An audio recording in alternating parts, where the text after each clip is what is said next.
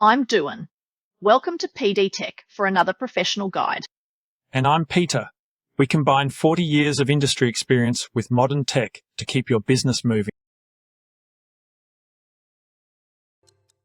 Use Jax to create, edit, and send quotes in Xero.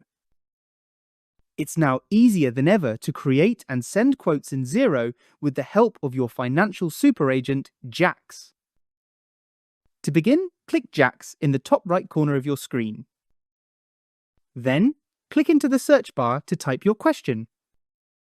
For example, let's ask Jax to create a quote for David for 2 weeks cleaning for $250 each. To submit, either hit enter or click the arrow.